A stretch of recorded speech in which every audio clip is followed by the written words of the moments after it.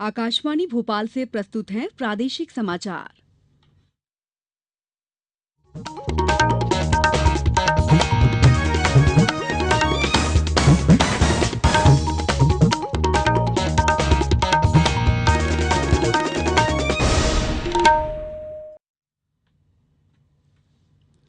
नमस्कार, समाचारों के साथ मैं दीपा सिंह। पहले मुख्य समाचार। केंद्र सरकार ने बैंक खाता खोलने और 50,000 रुपए या इससे अधिक के लेन देन के लिए आधार कार्ड अनिवार्य किया। केंद्रीय सूचना एवं प्रसारण मंत्री वेंकैया नायडू ने आज नई दिल्ली में विभिन्न क्षेत्रों में उत्कृष्ट कार्यों के लिए आकाशवाणी में कार्यरत लोगों को पुरस्कृत किया। देश भर के विभिन्न किसान संगठनों ने अपनी मांगों को लेकर राजमार्गों पर चक्का जाम किया। प्रदेश में भी चक्का जाम का मिलाजुला असर और प्रदेश के कई जिलों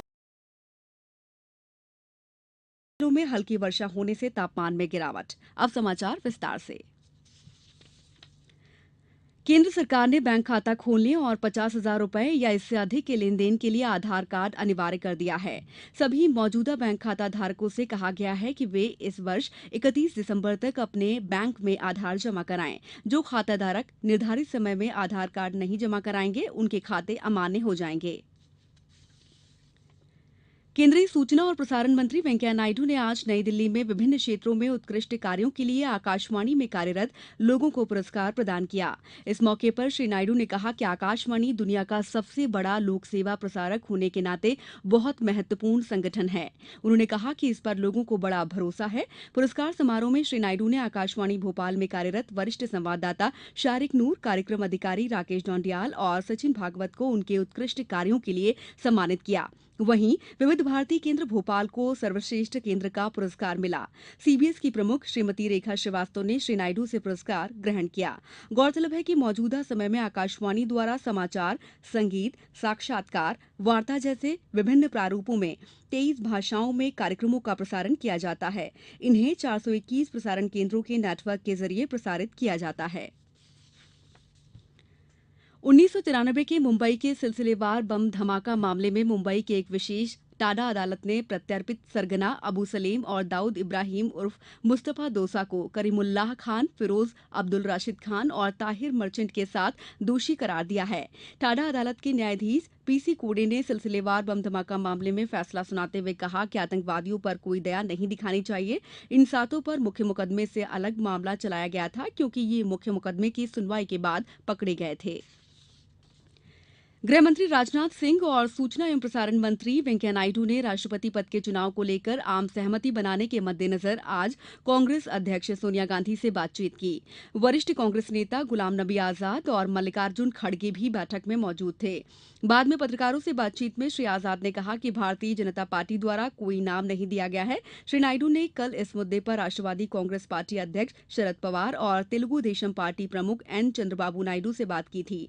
श्री चंद्रबाबू नायडू ने कहा कि उनकी पार्टी इस बारे में प्रधानमंत्री नरेंद्र मोदी के निर्णय का समर्थन करेगी। प्रदेश में 2 जुलाई को नर्मदा बेसिन के 24 जिलों में 6 करोड़ पौधे रोपे जाएंगे, जिसके लिए सभी जिलों में गड्ढा खुदाई का कार्य प्रगति पर है। ये पौधे नर्मदा बेसिन के 24 जिलों में 2 जुलाई को लगाए जाएंगे। वृक्षारोपण से नर्मदा को सतत जल आपूर्ति होने के साथ ग्लोबल वार्मिंग और जलवायु परिवर्तन की चुनौतियों का सामना करने में मदद मिलेगी। पौधरोपण के लिए अभी तक लगभग 1.5 लाख लोग ऑनलाइन पंजीयन करा चुके हैं। उधर गिनीज विश्व रिकॉर्ड बनाने संबंधी तैयारियों के लिए 20 जून को आरसीवीपी नरोना प्रशासन अकादमी द्वारा प्रशिक्षण दिया जाएगा। वहीं देवास, खंडवा, रतलाम, नरसिंहपुर जिलों में भी पौधरोपण की तैयारियां की जा रही हैं। राज्य विधानसभा में नेता प्रतिपक्ष अजय सिंह ने प्रदेश से लेकर देश के कई हिस्सों में चल रहे किसान आंदोलन को लेकर सरकार से सवाल पूछा है कि प्रदेश में इतनी गंभीर घटना को लेकर सरकार से चूक कैसे हुई। नेता प्रतिपक्ष की ओर से जारी एक विज्ञप्ति के मुताबिक श्री सिंह ने प्रदेश में बिजली, पानी और सड़क की स्थिति को लेकर भी सरकार पर आरोप लगाया है।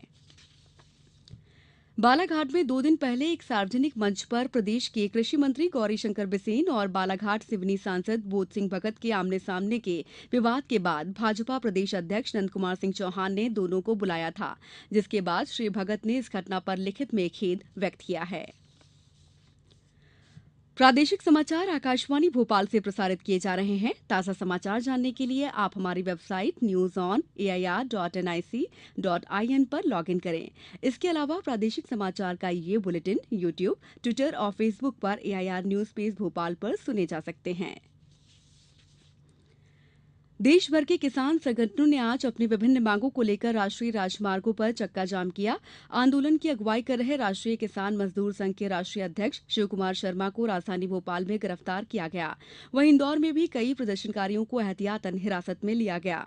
प्रदेश में जाम का मिला जुला असर दिखाई दिया। उधर प्रदेश के कई जिलों नरसिंहपुर, सीहोर, रायसेन, अनूपपुर, विदिशा, रतलाम में भी किसानों ने चक्का जाम कर अपना विरोध जताया। पूर्व केंद्रीय मंत्री और लोकसभा सांसद ज्योतिरादित्य सिंधिया का भोपाल के दशहरा मैदान में चल रहा 3 दिवसीय सत्याग्रह समाप्त हो गया है। श्री सिंधिया ने मीडिया से चर्चा में स्पष्ट किया है कि किसान आंदोलन के दौरान हुई हिंसा में कांग्रेस के कार्यकर्ताओं का हाथ नहीं है। उन्होंने कहा कि उनका सत्याग्रह कल खरगोन जिले के खलघाट में होने वाली किसान पंचायत में समाप्त होगा। श्री सिंधिया ने बताया कि किसानों के प्रति अन्याय के खिलाफ लड़ाई जारी रहेगी और इसे ब्लॉक स्तर पर ले जाया जाएगा। इस दौरान श्री सिंधिया के साथ पूर्व केंद्रीय मंत्री सुरेश पचौरी, कांग्रेस महासचिव दिग्विजय सिंह, राज्यसभा सांसद सत्यव्रत चतुर्वेदी, राज्य विधानसभा उपाध्यक्ष डॉ राजेंद्र कुमार सिंह समेत प्रदेश के कई वरिष्ठ नेता भी मौजूद रहे। मुख्यमंत्री स्वरोजगार योजना के तहत स्वयं का रोजगार स्थापित करने के इच्छुक अपना आवेदन ऑनलाइन दर्ज करा सकते हैं। ऐसे युवा जो स्वयं का रोजगार स्थापित करना चाहते हैं, वे विभाग के माध्यम से क्रियान्वित योजनाओं का लाभ लेने के लिए अपने आवेदन MP ऑनलाइन के माध्यम से दे सकते हैं। प्रदेश में मुख्य निर्वाचन पदाधिकारी ने आगामी 21 जून को आयोजित होने वाले योग दिवस कार्यक्रम में आने वाले नागरिकों में छूटे हुए मतदाताओं के नाम जोड़ने, पूर्व से पंजीकृत मतदाताओं के परिचय पत्रों की त्रुटियों को सुधारने जैसे विभिन्न कार्यों के निर्देश दिए हैं। उधर अंतर्राष्ट्रीय योग दिवस 21 जून को आयुष विभाग द्वारा प्रदेश में योगाभ्यास घर के पास कार्यक्रम किया जा रहा है। आम लोगों को इस दिन योग का प्रशिक्षण देने के लिए विभाग ने योग स्वयंसेवकों को आमंत्रित किया है।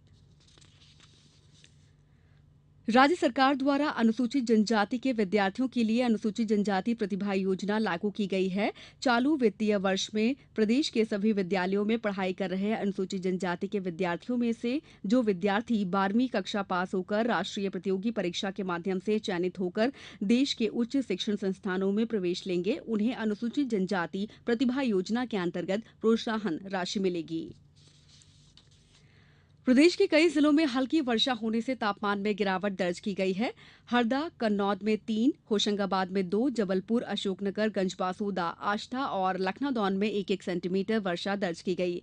प्रदेश का सर्वाधिक तापमान 43 डिग्री सेल्सियस खजुराहो में दर्ज किया गया। मौसम केंद्र भोपाल ने होशंगाबाद, अलीराजपुर, बड़वानी, बुरहानपुर, दतिया, बालाघाट, छतरपुर और टीकमगढ़ जिलों में गरज चमक के साथ हल्की वर्षा के आसार जताए हैं, जबकि मंडला जिले में तेज बारिश हुई। वहीं हमारे विदिशा संवाददाता ने बताया है कि जिले के कुछ हिस्सों में बारिश होने से तापमान में कमी आई है। उधर गुना जिले में गर्मी का दौर जारी है, जबकि अनूपपुर में झमाझम बारिश होने के साथ ओले गिरे हैं। अब कुछ समाचार संक्षेप में। केंद्रीय स्वास्थ्य एवं परिवार कल्याण मंत्री फग्गन सिंह कुलस्ते कल नरसिंहपुर आएंगे। वे यहां स्थानीय कार्यक्रम में हिस्सा लेंगे। शहडोल जिले में लगभग 800 गांवों में से मलेरिया प्रभावित 100 गांवों में दवा का छिड़काव किया जाएगा। सीहोर जिले में आज मुख्यमंत्री कौशल्या योजना के अंतर्गत एक कार्यशाला का आयोजन किया गया। उधर देवास और खंडवा में भी इस योजना की जानकारी आमजन को दी गई। प्रदेश में समर्थन मूल्य पर प्याज खरीदी की जा रही है। रतलाम, देवास, नरसिंहपुर और विदिशा जिलों में विभिन्न केंद्रों पर प्याज खरीदी की जा रही है। और खंडवा जिले में दस्तक अभियान के तहत आंगनबाड़ी कार्यकर्ताओं द्वारा घर घर जाकर 5 वर्ष तक के बच्चों की जांच करवाकर इलाज किया जा रहा है। अंत में मुख्य समाचार एक बार फिर। केंद्र सरकार ने बैंक खाता खोलने और 50,000 रुपए या इससे अधिक के लेन देन के लिए आधार कार्ड अनिवार्य किया। केंद्रीय सूचना एवं प्रसारण मंत्री वेंकैया नायडू ने आज नई दिल्ली में विभिन्न क्षेत्रों में उत्कृष्ट कार्य करने के लिए आकाशवाणी में कार्यरत लोगों को पुरस्कृत किया। देश भर के विभिन्न किसान संगठनों ने अपनी मांगों को लेकर राजमार्गों पर चक्का जाम किया। प्रदेश में भी चक्का जाम का मिला जुला असर और प्रदेश के कई जिलों में हल्की वर्षा होने से तापमान में गिरावट। इसके साथ ही प्रादेशिक समाचार का ये बुलेटिन समाप्त हुआ। नमस्कार।